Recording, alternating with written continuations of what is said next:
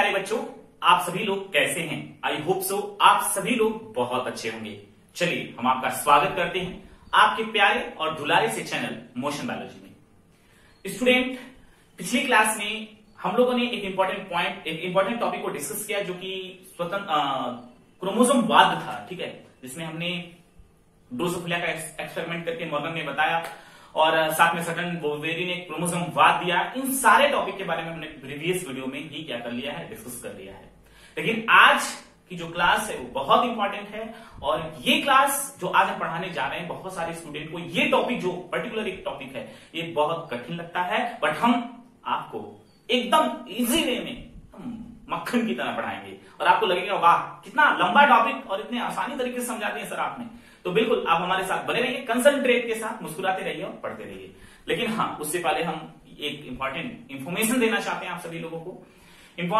जो important information ये है कि जो पर्टिकुलर जो जहां पर हम पढ़ाते थे वहां के जो स्टूडेंट हमसे इस समय प्रेजेंट टाइम में पढ़ रहे हैं, ठीक है, जो प्रेजेंट टाइम में पढ़ रहे हैं उनसे उनको एक इंफॉर्मेशन ये है कि आपका रजिस्ट्रेशन फॉर्म जो है कॉलेज पर अप्लाई होने लगा है। आप सभी लोग कॉलेज से संपर्क कर लीजिए। एडमिशन ओपन हो चुका है, आप जाकर एडमिशन करा लीजिए अपने क्लास 12th में, ठीक है। और उसके साथ ही जो 11th या 10th के स्टूडेंट अगर इस वीडियो को देख रहे हैं तो उनको भी जो है अपना एडमिशन, अपना रजिस्ट्रेशन जाकर कराना है और आप जो है कॉलेज से जरूर संपर्क कर लीजिए। या फिर इस विषय में कोई प्रॉब्लम है तो आप हमको कमेंट बॉक्स में पूछ सकते हैं, या कॉलेज का नंबर आपके पास है तो कॉलेज पर आप जरूर बात कर लीजिए। और जो अदर जगह के स्टूडेंट हैं जो हमसे जुड़े हैं मतलब यूट्यूब पर केवल, वो अपने कॉलेज में पता कर लेंगे। रजिस्ट्रेशन फॉर्म हर जगह अप्लाई होने लगा है, आप लोग जरूर अपने कॉलेज पर संपर्क कर लीजिए। पर जो हमसे जुड़े हैं पर्टिकुलर, वो हमें अच्छे तरीके से जानते हैं, हम उनसे जो है क्लास में पढ़ाए हमको, तो वो सभी लोग जो शिवा इंटर कॉलेज के स्टूडेंट हैं वो सभी लोग जाकर अपना फॉर्म सबमिट कर देंगे बहुत जल्द ही, ठीक है। और हाँ, अब जब कॉलेज जाएंगे तो अपनी सुरक्षा के साथ जाएंगे। आपके पास जो है मास्क होना चाहिए और डिस्टेंसिंग बनाकर, ये नहीं कि कोई फ्रेंड हमारा मिल गया तो उसे हम गले मिले या हाथ मिलाए, ऐसा कुछ नहीं करेंगे आप। प्लीज आप जो है ये काम नहीं करेंगे, लेकिन आप जो है कॉलेज पे जरूर इन्फॉर्म कर दीजिए कि आपको किस प्रकार से वहां फॉर्म अप्लाई करना है, क्या करना है, क्या फोटो चाहिए, क्या चाहिए, आप वहां पर संपर्क कर लीजिए।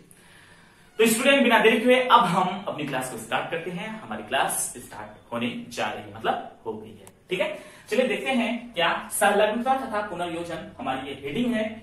लेकिन उससे पहले हम आपको बता दें कि ये जो हेडिंग हम पढ़ने जा रहे हैं, अब ये जो मेंडल का तीसरा नियम था द्विसंकर संकरण, अब उसका भी यह जो पढ़ने जा रहे हैं वो अपवाद है। यानी मेंडल यहां पर भी गलत साबित हो गए, लेकिन मेंडल गलत नहीं है, उनको कहीं पर गलत साबित किया गया, मतलब गलत साबित नहीं किया गया, बस ये कहा गया कि मेंडल का नियम हर जगह अप्लाई नहीं है, मतलब कहीं ना कहीं उसमें डिसबैलेंसिंग आ रही है।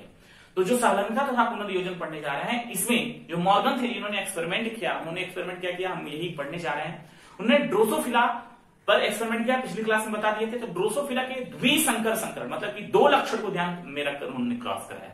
फिर से मैंने क्या बोला कि जो मॉर्गन थे उन्होंने क्या काम किया, उन्होंने ड्रोसोफिला के दो लक्षण को ध्यान में रखकर क्रॉस कराया, यानी द्विसंकर संकरण कराया। तो मेंडल का फिनोटाइप क्या मिला था आपको याद होगा बच्चों, बताइए, 9:3:3:1 मिला था, याद है। लेकिन जब मॉर्गन ने ड्रोसोफिला पर एक्सपेरिमेंट किया तो ये कुछ और आ रहा था, मतलब जो मेंडल का फिनोटाइप था उसके हिसाब से वो आंसर नहीं आ रहा था, इसलिए इसको क्या कर दिया गया, मतलब कि मेंडल का एक अपवाद कर सकते हैं। और वो एक्सपेरिमेंट क्या था हम आपको बताने जा रहे हैं। बड़े ध्यान से फोकस करिए, और स्टूडेंट को यही नहीं समझ में आता है जो हम बताने जा रहे हैं, तो please concentrate in your class and open your NCERT and your notes book and your pen. चलिए ध्यान से देखिए, मॉर्गन ने क्या किया, ड्रोसोफिला यानी कि मादा जो ड्रोसोफिला थी वो कैसे थी, YW और YW, यानी कि पीला शरीर श्वेत आंख, मतलब सफेद आंख। पीला शरीर और सफेद आंख को उन्होंने लिया, ठीक है, मादा को, ठीक है, फीमेल को लिया। और उसके बाद जो नर था वो जंगली था, मतलब जंगल में से उन्होंने पकड़ा उसको, और उसका क्या था अब बता रहे हैं। नर जो था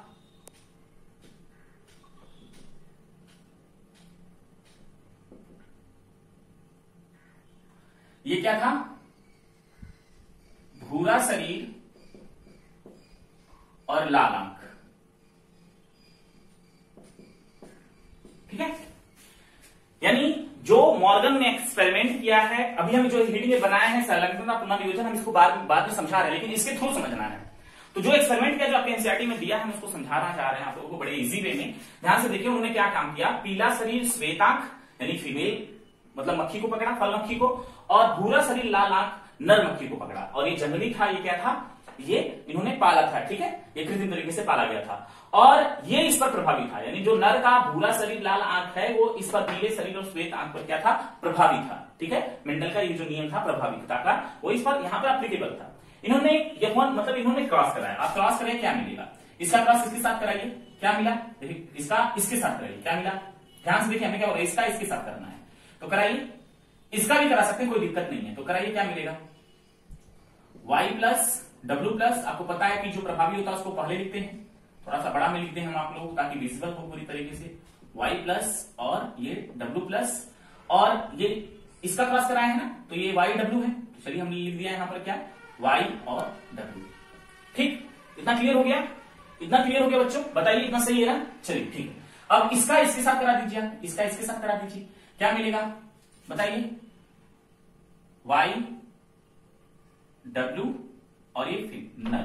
जो ये ऐसा सिंबल आप कहेंगे सर ऐसा सिंबल क्या है, ये Y क्रोमोसोम है, ठीक है, XY क्रोमोसोम होता है ना मेल में डिसाइड करने के लिए, तो ये Y क्रोमोसोम है। तो Y क्रोमोसोम में जो जीन है वो यही है, ठीक है, भूरा शरीर लाल आंख, ये तो ऊपर से दिखाई दे रहा है, 2 लक्षण है ना, द्विसंकर संकरण में हो रहा है। तो अब ये देखिए बच्चों, F1 ये F1 पीढ़ी हो गई, इसकी F1 पीढ़ी हो गई, बताइए सही है, F1 पीढ़ी हो गई। अब ये इस पर प्रभावी है, इस पर प्रभावी, तो बताइए क्या होगा, बताइए बच्चों क्या होगा, Y प्लस इस पर प्रभावी, Y प्लस का क्या होगा, भूरा शरीर। तो यहां पर जो F1 पीढ़ी में क्या मिला, भूरा शरीर और उसके बाद कौन सी आंख, यहां पर साइड में लिख देते हैं, भूरा शरीर लाल आंख, ठीक है, भूरा शरीर लाल आंख। ये क्योंकि ये इस पर प्रभावी हो गया, जंगली वाला जो जीन था वो इस पर प्रभावी हो गया। और उसके बाद ये कैसा मिला, ये मिला श्वेत शरीर मतलब पीला शरीर श्वेत आंख, यानी जो नर इस बार मिला है वो कैसा मिला है, पीला शरीर श्वेत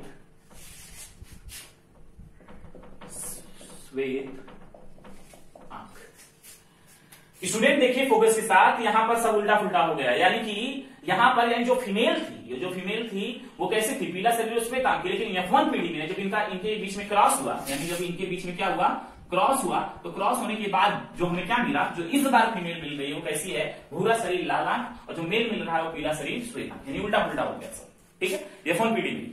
अब मेंडल ने क्या किया, क्योंकि 2 लक्षण को साथ मिलिए हैं तो ये क्या है, द्विसंकर संकरण करा रहे हैं ये, है ना। तो बहुत सारे एक्सपेरिमेंट इन्होंने किए, यानी ड्रोसोफिला पे बहुत सारे द्विसंकर संकरण एक्सपेरिमेंट किया इन्होंने, मॉर्गन ने, किस साइंटिस्ट ने, मॉर्गन ने, ठीक है।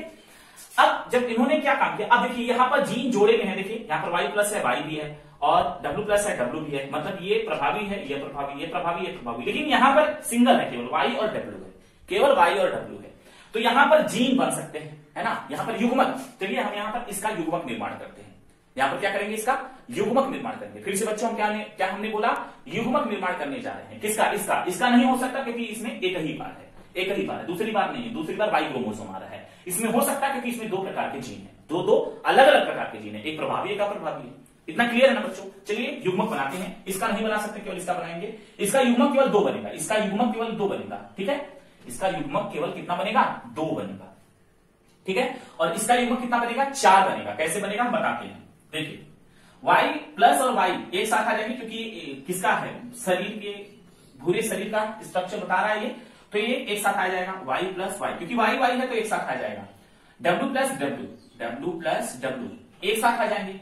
अब युग्मक बनाइए इसका, एक बार Y इसके साथ जाएगा, क्या मिलेगा, Y प्लस W प्लस, एक डायमेंट मिल गया।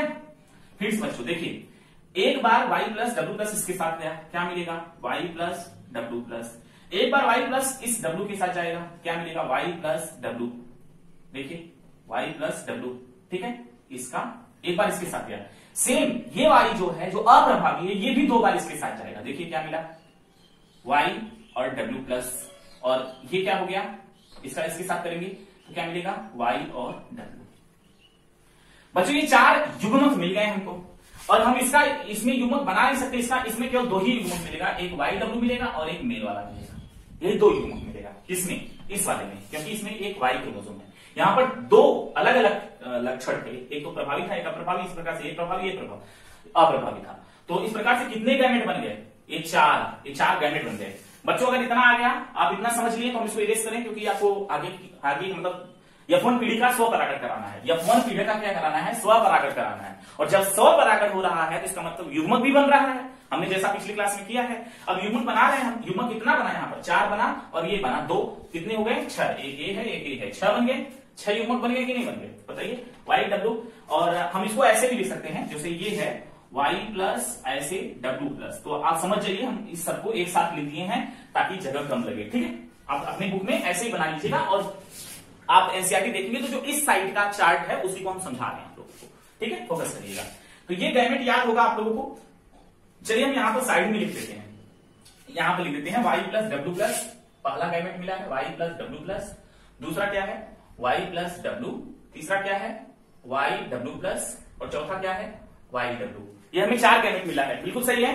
कोई दिक्कत किसी को कोई दिक्कत नहीं है। ये 4 गैमेट हमको मिला है, 2 ये है YW और ये मतलब Y क्रोमोसोम, YW और Y क्रोमोसोम, क्योंकि ये नर को डिसाइड कर रहा है, इसलिए मैंने ऐसा स्ट्रक्चर बनाया है। इरेज करते इसको, चलिए इरेज कर देते हैं।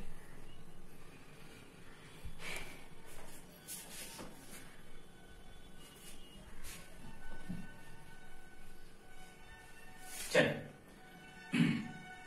हमें 4 गैमेट मिला है, हम एक चार्ट बना लेते हैं यूनिट स्क्वायर वाला, ताकि हमें कोई समस्या ना हो। नर का क्या मिला है YW और ये मिला है ना। तो हम यहां पर लिख देंगे YW और ये इस तरीके से सिंबल बनाएंगे, यूनिट स्क्वायर विधि है ना। ये नर है और ये क्या है मादा। और फीमेल में क्या मिला है हमको, ये 4 गैमेट बन रहे हैं, तो 4 कॉलम बना लीजिए, 1, ये 2, ये 3 और एक 4 कॉलम बन गया हमारा, ठीक है। ये लीजिए हमारा 4 कॉलम तैयार, ठीक है। अब देख लीजिए आप सभी लोग यहां पर कि ये जो चारों गैमेट हम एक साथ लिख देते हैं, Y+W+ और Y+W, तीसरा क्या है YW+, और चौथा क्या है Y और W। नर युग्मक को हमने, ये जो नर वाला है इसको हमने यहां पर लिख दिया।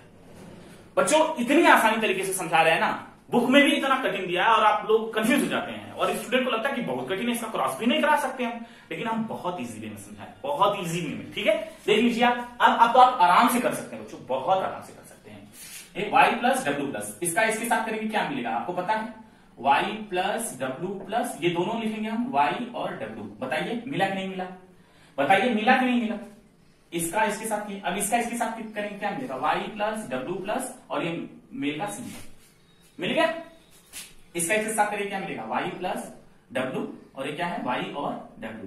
इसका इसके साथ करिए क्या मिलेगा Y+W और ये नन। इसका इसके साथ करिए क्या मिलेगा Y, ये Y, ठीक है, Y और W है, ठीक है, W+ है, ठीक है, यहाँ W+ है, और ये दूसरा वाला क्या है Y और W केवल है। इसका फिर से इसके साथ करेंगे क्या मिलेगा YW और क्या मिलेगा Y और W, ठीक। और अब हम यहां इसका, सॉरी इसका तो किए नहीं, इसका इसके साथ करेंगे क्या मिलेगा YW+ और नर। इसका इसके साथ करेंगे क्या मिलेगा YW और आपकी बुक में भी 2 चार्ट होंगे, F1 पीढ़ी का स्वपरागण करने का 2 चार्ट होगा। एक चार्ट में केवल और केवल नर का दिया गया है, और एक चार्ट में आप केवल और केवल यहां पर दिया होगा मादा का। नीचे वाले चार्ट में मादा का होगा, ऊपर वाले चार्ट में आपके उसमें नर का होगा। आप बुक ओपन कर लीजिए, उसमें आपको दिखाई देगा स्पष्ट रूप से, ठीक है। इतना देख लीजिए, और आप इस क्रॉस को अपने बुक से मैच कराइए, जहां Y+W+ है वहां YW के नीचे है। सेम उसी प्रकार से आपको सारे पॉइंट, मतलब जो जो यहां पर आया, हाँ बीच में केवल ऐसा लिखा होगा, जैसे हमने इसका एग्जांपल हम दे रहे हैं Y+ ऐसे होगा, W+ और इसका होगा Y और W, ऐसे होगा बच्चों। बताइए ऐसे है कि नहीं है, ऐसे ही होगा, और ऐसा सब में होगा। अब नीचे वाले चार्ट को मिलाइए, नीचे वाला चार्ट आपको ये सारा मिल जाएगा, ऊपर वाले चार्ट में ये सारा मिल जाएगा। मिल रहा है कि नहीं मिल रहा है, क्रॉस हो गया कि नहीं हो गया, बताइए हो गया कि नहीं हो गया, हो गया। बहुत आसान है ना, बहुत ही आसान है ना, बहुत ज्यादा आसान है। अब इसमें मतलब मॉर्गन ने देखा कि जब उन्होंने एक्सपेरिमेंट कराया यानी कि मॉर्गन ने ऐसा एक्सपेरिमेंट ड्रोसोफिला पे करवाया तो उनको 98.3%, ठीक है, सॉरी 98.7% जनकीय रूप मिला, और 1.3% उनको अजनकीय रूप मिला। आप कहेंगे सर ये कहां लिखा है? तो बिल्कुल आप जैसे चार्ट ओपन करेंगे तो चार्ट में यही ऊपर लिखा है, एक साइड जनकीय रूप, एक साइड अजनकीय रूप। लेकिन बच्चों आप वहां पर, यहां पर ऐसे मत लिख दीजिएगा जनकी यहां अजनकी, क्योंकि उसमें कुछ नर जो है वो भी कैसे हैं, जनकीय हैं, और कुछ मादा उसमें जनकी है, ठीक है, कुछ नर उसमें जनकी है, कुछ मादा उसमें जनकी है, और कुछ उसमें ठीक है, हम आपको बता देते हैं, अपनी बुक में दिखा देते हैं आप लोगों को, कंफ्यूजन न रहे आप लोगों को। देखिए यहां पर देखिए, ये नर है, ये भी नर है, तो कौन कौन जनकी इसमें है हम उसको टिक कर देते हैं, यानी जो जनकीय प्रकार है कौन कौन सा है, Y+W+ और मेल, ये जनकी है, ठीक है, और उसके बाद एक और जनकी है इसमें, कौन है वो, ये वाला जनकी है, ये जनकी है और ये जनकी है, और फीमेल में भी वही है, यानी ये ऊपर और ये ऊपर, यानी जो दोनों ऊपर वाले हैं, दोनों ऊपर वाले, दोनों नीचे वाले, ये जनकी प्रकार हैं, और दोनों जो बीच वाले हैं वो अजनकी प्रकार हैं, ठीक है, यह अजनकी प्रकार हैं। ठीक, इतना हो गया। अब मेंडल ने जो देखा, मॉर्गन ने जो देखा वो क्या देखा कि ये जो चार आपको दिखाई दे रहे हैं जनकी प्रकार की संख्या बहुत ज्यादा है, मतलब उन्होंने एक्सपेरिमेंट किया और उसे एक्सपेरिमेंट देखा, ड्रोसोफिला की संख्या कौन कौन सी, इसकी और इसकी कितनी है, बहुत ज्यादा है, ठीक है, कितनी है, बहुत ज्यादा, मतलब 98.7% है, और ये जो चार दिखाई दे रहे हैं इनकी संख्या बहुत कम है, यानी अनजनकी प्रकार की संख्या बहुत कम है। ठीक, इतना क्लियर हो गया ना, बस इतना एक्सपेरिमेंट आप समझ गए। अब हम अपनी हेडिंग की तरफ बढ़ते हैं, जो ये इंपॉर्टेंट हेडिंग आपके बोर्ड एग्जाम में पूछी गई है, पूछी जाती है। चलिए इसको इरेज करते हैं इस चार्ट को, उसके बाद हम हेडिंग को लिखते हैं। ठीक, इसको इरेज करें, यानी मॉर्गन अब बता रहे हैं कि ऐसा क्यों हुआ, मॉर्गन अब बता रहे हैं ऐसा क्यों हुआ, यानी मेंडल ने बताया था कि रेशियो 9:3:3:1 आता है, बिल्कुल ऐसा नहीं हुआ, 9:3:3:1 आता है, बिल्कुल ऐसा नहीं हुआ, गलत हो गया उनका। यानी उन्होंने कहा कि स्वतंत्र अवयवन का नियम तो ठीक है, मेंडल मटर वाले में तो काम कर रहा है, लेकिन यहां पर काम नहीं कर रहा है ना, यहां पर बहुत ही माइनर, बहुत ही कम कर रहा है, ऐसा कर सकते हैं यहां पर। और यहां पर मेंडल का जो नियम था, जो सिद्धांत था, उस आधार पर रिजल्ट नहीं आया, ठीक है, तो मेंडल का एक अपवाद कर सकते हैं इस नियम का भी, तो हम इसको इरेज कर देते हैं और संलग्नता आपको बताते हैं, ऐसा मतलब मॉर्गन ने बताया कि ऐसा क्यों हुआ। स्टूडेंट आप फोकस करिए, आप देखिए यहां पर कि हमने जो ये डिफिनीशन लिखा है, जो 3-4 लाइन का डिफिनीशन दिखाई दे रहा है, ये सहलग्नता का डिफिनीशन है। किसका है? सहलग्नता का डिफिनीशन है, और ये कई बार बोर्ड एग्जाम में पूछा गया, बड़े फोकस के साथ इसको राइट कर लीजिएगा प्लीज। क्या लिखा हमने?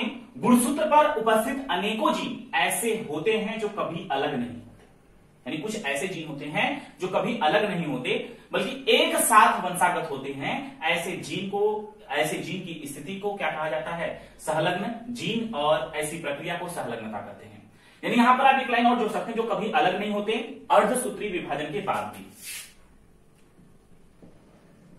अर्धसूत्री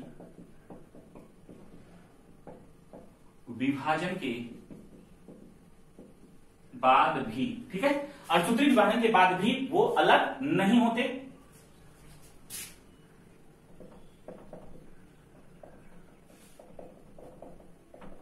ठीक है, यहां पर देखिए, यानी सहलग्नता पुनर्वियोजन में सहलग्नता की हेडिंग हमने आपको बताया क्या?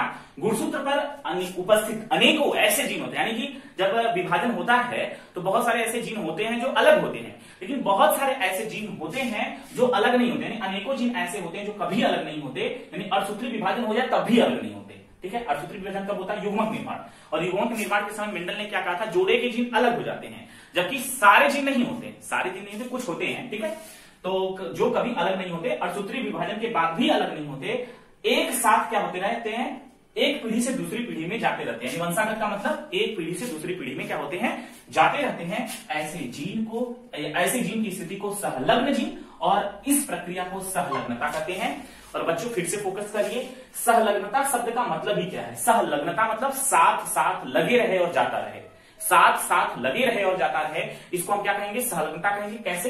यानी गुणसूत्र पर, यदि कोई एक गुणसूत्र है, उस गुणसूत्र पर अनेकों जीन है, जैसे सपोज करिए यहां में गुणसूत्र का फिगर बना लीजिए, गुणसूत्र पर अनेकों जीन उपस्थित होते हैं। अनेकों जीन क्या है? यहां पर उपस्थित होते हैं, ठीक है, अनेकों जीन उपस्थित होते हैं और ये अलग मतलब कुछ ऐसे हैं जो कभी अलग नहीं होते और सूत्री विभाजन के बाद ही साथ में बने रहते हैं और एक पीढ़ी से दूसरी पीढ़ी में जाते रहते हैं, एक पीढ़ी से दूसरी पीढ़ी में क्या होते हैं, जाते रहते हैं और इस प्रकार से लगे हुए जीन को हम क्या बोलेंगे, सहलग्न जीन बोलेंगे और इस प्रक्रिया को यानी एक पीढ़ी से दूसरी पीढ़ी में जो ट्रांसफर हो रहा है इस प्रक्रिया को क्या कहा जाता है, सहलग्नता कहा जाता है। और इस आधार पर, सहलग्नता के आधार पर ही मॉर्गन ने कहा कि इसलिए ड्रोसोफिला का जो 98.7% जनकी रूप मिला था। क्यों जनकी रूप इतना ज्यादा मिल गया, उसका रीजन था कि जीन गुणसूत्र पर लगे होते हैं और सहलग्न होते हैं, वो लगातार स्थानांतरित होते हैं, तो बदलने की क्षमता यानी कि जो बदला वो 1.3% क्यों बदला, मैं बता रहे हैं इसको, लेकिन उन्होंने कहा कि इसलिए जो है ड्रोसोफिला जो मेपल मक्खी का 98.7% जनकी रूप मिला था, कारण क्या था, जीन सहलग्नता का कारण था, मतलब गुणसूत्र पर जीन साथ साथ जा रहे थे, ठीक है, तो वही उन्होंने बताया और इस डेफिनेशन को याद करना कई बार एग्जाम में पूछा गया क्वेश्चन है, प्लीज, ठीक है, इतना हो गया। अब सहलग्नता शब्द का प्रयोग जो है किसने किया है, मॉर्गन ने किया है, कई बार पूछता है, याद रखिएगा, सहलग्नता शब्द का प्रयोग किसने किया है, मॉर्गन ने किया है, ठीक है, मॉर्गन ने सहलग्नता शब्द का प्रयोग किया है, इतना क्लियर हो गया बच्चों, ठीक। उसके बाद कहीं कहीं किताबों में आपको मिलेगा सहलग्नता शब्द का प्रयोग सटन बोवेरी ने किया है, तो प्लीज आप एनसीईआरटी का याद रखिएगा, अगर मॉर्गन नाम नहीं है तब आप सटन बोवेरी का आंसर लगाइएगा, ठीक है, इतना क्लियर हो गया। अब हम बात करते हैं पुनर्योजन की। पुनर्योजन यानी इंग्लिश में इसको रिकॉम्बिनेस कहा जाता है, इसको लिंकेज कहा जाता है, उसको रिकॉम्बिनेस कहा जाता है। तो पुनर्योजन की बात कर लेते हैं और पुनर्योजन की बात करेंगे तो उससे पहले हम इसको इरेज कर लेते हैं, ठीक है।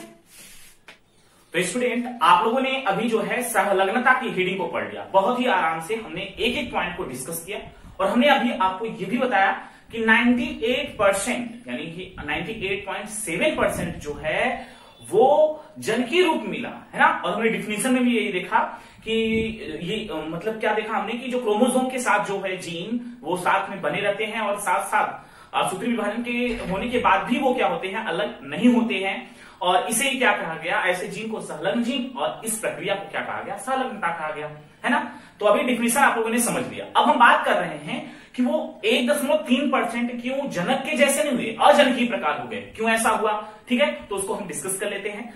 और जो वो क्या होगा, वो होगा पुनर्योजन। क्या होगा बच्चों, पुनर्योजन होगा, ठीक है। अच्छा ये बताइए, रिकॉम्बिनेस, क्या आप लोगों ने सेल डिवीजन वाला चैप्टर क्लास 11th में पढ़ा है?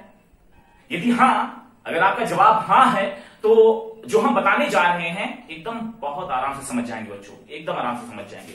चलिए एग्जाम्पल के थ्रू समझा रहे हैं आप लोगों को। जैसे सपोज दैट कि यह एक क्या है, क्रोमोसोम है, ठीक है, क्रोमोसोम है, और इसी का समजात क्रोमोसोम एक और है,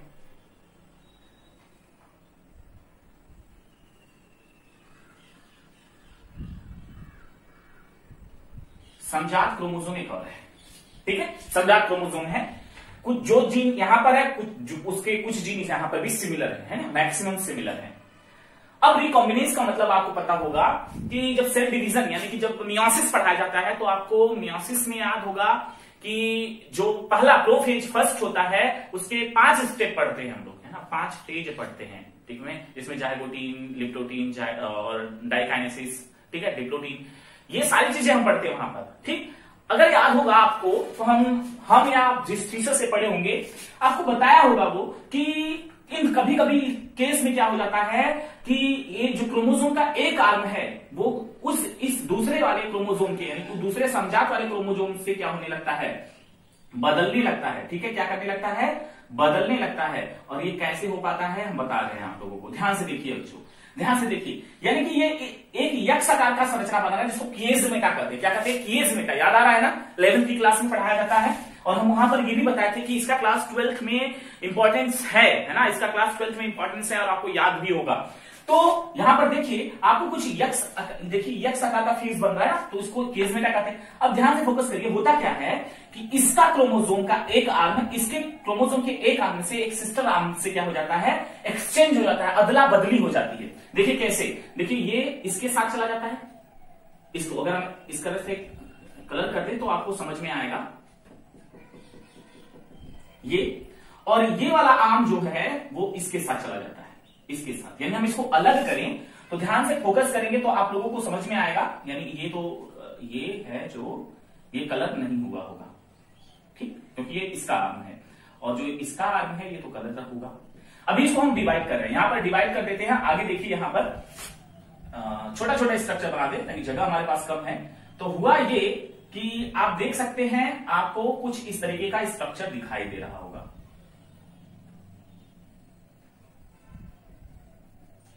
और सेम उसी टाइप्स में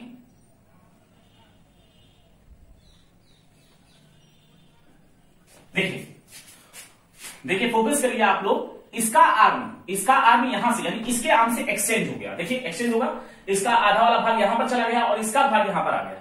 हो गया ना। इसी को क्या कहा जाता है बच्चों? रिकॉम्बिनेज कहा जाता है। मतलब जीन की अदला बदली हो गई है ना। जीन की अदला, इस क्रोमोसोम का यानी इस क्रोमोसोम का जीन इसके पास आ गया, इस क्रोमोसोम का जीन इसके पास आ गया।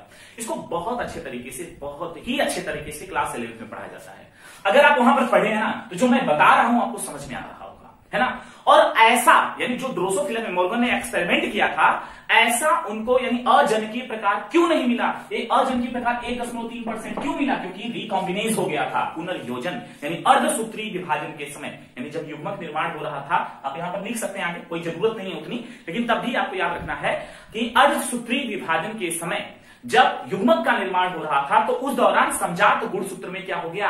पुनर्योजन हो गया यानी रिकॉम्बिनेज हो गया, जिसकी वजह से 1.3% कैसे ड्रोसोफिला प्राप्त हुए अजनकीय प्रकार के। और कैसे हुआ ये आप देख सकते हैं, सामने आए ये। और इसका आर्म, इसका एक सिस्टर आर्म का छोटा सा मतलब कुछ जीन जो है इसके पास आ गए, इसका इसके पास आ गए, जो कि हम यहाँ पर दर्शाए हैं। बच्चों बहुत आसानी से समझा है, बहुत आसानी से। अगर आप जरा सा भी क्लास 11 में पढ़े होंगे ना तो आपको समझ में आ गया होगा यहां जो सर बोल रहे हैं एकदम सही है। बोलिए सही है कि नहीं सही है? आप देख सकते हैं यहां पर 1.3% जो है अजनकीय प्रकार के हमें ड्रोसोफिला प्राप्त होते हैं। अब उसके बाद उसके साइड में आप एनसीईआरटी बुक ओपन करेंगे तो उसके साइड में एक और एक्सपेरिमेंट है। मॉर्गन ने एक और एक्सपेरिमेंट किया, वहां पे 38 दशमलव कुछ करके आ रहा है डिफरेंस। मतलब कि जितने लोग उन्होंने एक्सपेरिमेंट किए उसमें अलग अलग रिजल्ट उनको मिल रहे हैं, ठीक है, अलग अलग रिजल्ट मिल रहे हैं, जो मेंडल के लॉ ऑफ इंडिपेंडेंट असाइनमेंट पर नहीं आ रहा है ना। जिसमें जो मेंडल का था वो क्या था? 9 फिनोटाइप क्या रेशियो मिला था? 9:3:3:1 मिला था, जो कि मॉर्गन को ड्रोसोफिला पर जब वो एक्सपेरिमेंट कर रहे हैं तो ऐसा नहीं मिल रहा है। कहीं पर वो 98.7% जनकी प्राप्त कर रहे हैं, कहीं पर मतलब अजनकी 1.3% आ रहा है, कहीं पर जो है 58, 38 या 68 तक का डिफरेंस आ रहा है उनको। यानी कि जितने भी उन्होंने एक्सपेरिमेंट किए उनको अलग अलग रिजल्ट मिला। और वो रिजल्ट क्यों हुआ? किसके कारण हुआ? पुनर्योजन के कारण हुआ। जिसमें ज्यादा पुनर्योजन हुआ उसमें अजनकीय ज्यादा मिला, जिसमें कम मिला उसमें कम प्राप्त हुआ हमको। तो बच्चों आज की क्लास में हम लोगों ने सहलग्नता और तथा पुनर्योजन आपको समझा दिया है। जो अभी हमने 2 लाइन बोले, हम जो बोले हैं पुनर्योजन पर, आप वीडियो रिवाइज करिएगा, उसको देख लीजिएगा, जो सुन लीजिएगा। क्या हमने बोला कि पुनर्योजन यानी कि जो अजनकीय प्राप्त हमें हो रहा है 10.3%, वो क्यों हो रहा है? क्योंकि जो समजात गुणसूत्र हैं उनके जो सिस्टर क्रोमेटिड्स होते हैं, सिस्टर गुणसूत्र जो होते हैं, वो क्या कर रहे हैं? एक दूसरे से क्या कर रहे हैं? अदला बदली कर दे रहे हैं, जिससे 1.3% जो है अजनकीय रूप प्राप्त हो रहा है और 98.7% जो है वो कैसा प्राप्त हो रहा है? उनको जनकीय रूप प्राप्त हो रहा है। और इसे ही क्या कहा जाता है? पुनर्योजन कहा जाता है। जो बदलाव हो रहा है उसी को क्या कहा जाता है? पुनर्योजन कहा जाता है। समझ में आ गया होगा, ठीक है। और मॉर्गन ने अलग अलग एक्सपेरिमेंट किए हैं तो उनको अलग अलग रिजल्ट भी मिले हैं। ये पॉइंट एकदम क्लियर है आपके माइंड में। I am right? ये तो इतना क्लियर हो गया ना। बहुत सारे स्टूडेंट को बच्चों ये कठिन लगता है, जो बिल्कुल है नहीं। और जो हमने क्रॉस कराया था, अभी जो हमने वाई और डब्ल्यू का क्रॉस कराया था, एग्जाम में उतना लिखने की कोई आवश्यकता नहीं है। अब हम अपनी काम की बात कर लेते हैं। हमने तो एनसीईआरटी में क्या था, हमने जो वादा किया है वो निभा रहे हैं। मतलब हमको आपको एक एक पॉइंट समझाने का वादा जो है, आपके हर एक कॉन्सेप्ट को क्लियर करने का वादा है, वो हम निभा रहे हैं। तो वही हम कह रहे हैं कि आपके बोर्ड के लिए जो सबसे इंपॉर्टेंट है, आपके मेडिकल एग्जाम में किसी एग्जाम के लिए जो सबसे इंपॉर्टेंट है, वो सहलग्नता की थ्योरी जो 3-4 लाइन की रही होगी, और कॉन्सेप्ट जो हमने समझाया है आपको, जो कॉन्सेप्ट समझाया है। और सहलग्नता शब्द किसने प्रयोग किया था? मॉर्गन ने। लेकिन कहीं कहीं पर सटन एंड बोवेरी आता है, तो ऑप्शन अपने हिसाब से सेलेक्ट कर लीजिएगा। ठीक है बच्चों, इतना समझ में आया? आगे बढ़े हम, चलिए देखते हैं, देख लेते हैं। इसको इरेज कर दें हम, चलिए इरेज कर देते हैं। और अब हम थोड़ी सी एक और इंपॉर्टेंट पॉइंट की बात कर लेते हैं। रिकॉम्बिनेज मैप कई बार एग्जाम में क्वेश्चन के रूप में आ गया है।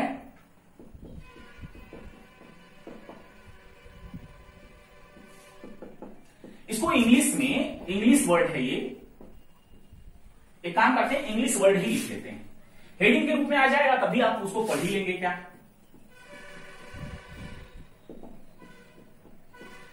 एनसीईआरटी ने इस वाले वर्ड को बहुत ही चुरा कर लिखा है और हाईलाइट किया है, आप उसको देख सकते हैं, रिकॉम्बिनेज मैप, है ना। और हिंदी आप देख सकते हैं वहां से, वही इसकी हिंदी है, रिकॉम्बिनेज मतलब पुनर्योजन, ठीक है, पुनर्योजन है। तो अब हम इसका डेफिनेशन लेकर आपको समझाते हैं, ठीक है। मॉर्गन के शिष्य, मॉर्गन के शिष्य अल्फ्रेड अस्टर्टी वेंट ने एक ही क्रोमोसोम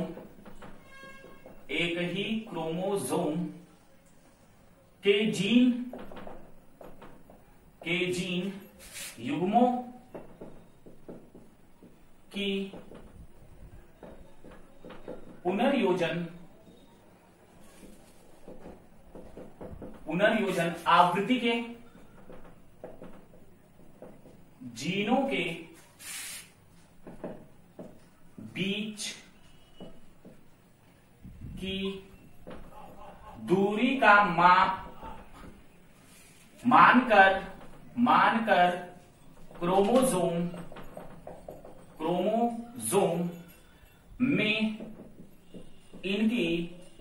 में इनकी स्थिति के चित्र यानी रिकॉम्बिनेज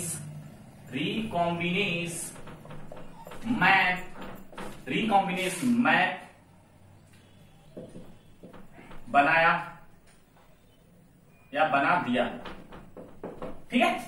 कहते हैं ना, महान गुरु के जो शिष्य होते हैं वो भी महान होते हैं, ठीक है। तो उन्होंने देखिए यहां पर देखिए रिकॉम्बिनेज मैप, जो कि जीनोम, आज के डेट में रिकॉम्बिनेज मैप किसी भी आनुवंशिक सूचना को समझने के लिए बहुत इंपॉर्टेंट हो रहा है। और इस मैप को तैयार किया किसने? मॉर्गन के शिष्य ने, जिनका नाम क्या था? अल्फ्रेड अस्टर्टी वेट। ये इंपॉर्टेंट नाम है, याद कर लीजिए। और रिकॉम्बिनेज मैप के बारे में हम कभी एक और वीडियो बनाएंगे, जो कि जहां से मेडिकल एग्जाम में क्वेश्चन बनते हैं उस हिसाब से हम आपको समझाएंगे वहां पर, ठीक है। अलग वीडियो में उसको, एक्स्ट्रा वीडियो में हम आपको समझा देंगे उसको, ठीक है। जब हम क्वेश्चन करेंगे हमें उस तरफ के क्वेश्चन समझ में नहीं आएंगे रिकॉम्बिनेज मैप के, क्योंकि इसमें बहुत ही लंबा है और हम यहां पर उसको नहीं समझाना चाह रहे हैं, आपके बोर्ड के हिसाब से बता देते हैं। और इतना इंपॉर्टेंट है, आप इतना ही याद कर लीजिए। अभी मॉर्गन के शिष्य थे कौन? अल्फ्रेड अस्टर्टी वेट। उन्होंने क्या कहा कि क्रोमोसोम के जीन के युग्मों, यानी जो क्रोमोसोम के जीन होते हैं उसके जो जोड़े होते हैं, युग्म मतलब होता है जोड़ो, ठीक है, के पुनर्योजन यानी रिकॉम्बिनेज, ठीक है, रिकॉम्बिनेज आवृत्ति के जीनों के बीच की दूरी का माप मानकर क्रोमोसोम की इनकी स्थिति का चित्र यानी रिकॉम्बिनेज मैप बना दिया। यानी सब ये देखिए, ये जैसे ये कोई क्रोमोसोम है, ठीक है, ये कोई क्रोमोसोम है और इसमें किस प्रकार के जीन कहां पर स्थित हैं, है ना, कहां पर स्थित है, कितनी दूरी पर स्थित है, इसके बारे में अल्फ्रेड अस्टर्टी वेट ने क्रोमोसोम पर जीन कहां उपस्थित है, कितनी दूरी पर उपस्थित है और रिकॉम्बिनेज होने के चांसेस कितने हैं, किसने बताया? अल्फ्रेड अस्टर्टी वेट ने। फिर से ध्यान से सुन लीजिए। अल्फ्रेड अस्टर्टी वेट मॉर्गन के शिष्य थे। इन्होंने क्या किया? क्रोमोसोम पर उपस्थित जीन के युग्म यानी जो जोड़े हैं वो किस किस स्थान पर कितनी दूरी पर स्थित हैं, उसका एक इन्होंने मैप बना दिया, ठीक है, मैप बना दिया। और इन्होंने बताया ये भी कि रिकॉम्बिनेज यानी पुनर्योजन के चांसेस कितने हैं। इसलिए मॉर्गन, आपको आपकी बुक में जो दो फिगर है, दोनों के रिजल्ट अलग अलग आ रहे हैं। उसका रीजन है कि रिकॉम्बिनेज कुछ किसी में ज्यादा हो रहा है, किसी में कम हो रहा है। अभी जो हमने हेडिंग देखा संलग्नता, उसमें 98 पॉइंट जनकी था और 1.3 जो था वो क्या था? वो अजनकी था। लेकिन उसी के बगल में आप देखेंगे आपको 68 और 38 का डिफरेंस, मतलब दूसरे वाले एक्सपेरिमेंट में उनको अजनकी ज्यादा मतलब कि अजनकी तो ज्यादा था, लेकिन इसकी अपेक्षा यानी पहले एक्सपेरिमेंट की अपेक्षा दूसरे वाला जो अजनकी रूप है वो 38 मिल रहा है। यहां पर तो केवल कितना मिल रहा है? यहाँ पर 3.1, ठीक है, सॉरी 1.3 मिल रहा है। पहले जो हमने जो आपको समझाया उसमें 1.3 अजनकी मिल रहा है, लेकिन जो दूसरा देखेंगे आप उसमें 30 से एबव मिल रहा है। इसका मतलब वही जो ये थे अल्फ्रेड अस्टर्टी वेट ने यही समझाया कि क्रोमोसोम में जो युग्म के जो मतलब जो ये जीन लगे हैं, इस आधार पर निर्धारित किया जा सकता है कि रिकॉम्बिनेज होने के चांसेस कितने हैं। अगर जीन नजदीक नजदीक है तो रिकॉम्बिनेज होने के चांसेस कम है, अगर जीन दूर दूर है तो रिकॉम्बिनेज होने के चांसेस ज्यादा है। इसके बारे में हम कभी एक्स्ट्रा वीडियो बनाएंगे, हम आपको बताएंगे, लेकिन इतना याद रखिएगा, जीन नजदीक होंगे तो रिकॉम्बिनेज होने के चांसेस कम है और दूर होंगे तो रिकॉम्बिनेज होने के चांसेस ज्यादा है बच्चों, ठीक है। और कई बार यही पूछा गया रिकॉम्बिनेज मैप किसने तैयार किया था, किसने बनाया था, अल्फ्रेड अस्टर डिबेट ने। और रिकॉम्बिनेज मैप बहुत ही इंपॉर्टेंट मैप था जिसके आधार पर जीनोम और आज हम क्रोमोसोम या डीएनए की सूचनाओं का अध्ययन कर पाते हैं और जीन का अध्ययन कर पाते हैं, ठीक है। तो आज की क्लास बच्चों यहीं तक है, बहुत इंपॉर्टेंट क्लास है, आप लोग इसको बड़े ध्यान से देखिएगा। बहुत सारे स्टूडेंट को समझ में नहीं आता ये क्लास और ये हेडिंग नहीं समझ में आती, तो हमने तो ऐसा कुछ नहीं छोड़ा जो आपको समझ में ना आए। वही है ना, हम आपको रटाते नहीं, कॉन्सेप्ट सिखाते हैं, है ना। तो आज की क्लास में क्वेश्चन पूछे कि नहीं पूछे आप लोगों से? आई थिंक नहीं पूछे, पूछ लेते हैं हम आपसे। आप हमें आंसर में आप बताइएगा, हाँ, द्विसंकर संकरण किसके किसके बीच में हुआ था और उसका जीनोटाइप क्या मिला था, ठीक है, उसका जीनोटाइप क्या मिला था। और आप दूसरा क्वेश्चन आप हमको बताएंगे कि जो सीमेन होता है, ह्यूमन सीमेन जो होता है, उसमें कौन सी शर्करा पाई जाती है और कौन सा एसिड पाया जाता है, ये बताएंगे आप लोग। और आप हमको ये बताएंगे कि जो स्पर्म होता है उसमें मतलब वो पूरी तरीके से डेवलप कहां पर होता है, ठीक है, वो डेवलप कहां पर होता है, उसमें टेल कहां पर लगती है। आप इसका भी आंसर आप हमें कमेंट बॉक्स में, 3 क्वेश्चन है, इसका आंसर आप हमें कमेंट बॉक्स में बताएंगे, क्योंकि हम जानना चाहते हैं कि आप पिछले चैप्टर पर कितने अप टू डेट हैं, मतलब कितना तैयार कर रहे हैं। तो बच्चों हमारे साथ बने रहिए, क्लास को पूरे एंजॉय के साथ देखिए। और आज की क्लास यहीं तक है, समाप्त करते हैं आज की क्लास। और हाँ, वीडियो पसंद आया तो लाइक करिए, शेयर करिए और चैनल को सब्सक्राइब करिए, ताकि हम ग्रो करते रहे और उस नीडी बच्चों के पास पहुंच पाए। अगर आप सब्सक्राइब करेंगे, शेयर करेंगे लोगों तक, तो हम उन बच्चों तक पहुंच पाएंगे जो आज गांव में बहुत ही बुरी तरीके से फंसे इस लॉकडाउन में, जो पढ़ाई के लिए बहुत चिंतित हैं और वो पढ़ाई कर पाए। तो thank you so much, thanks for watching, I love you.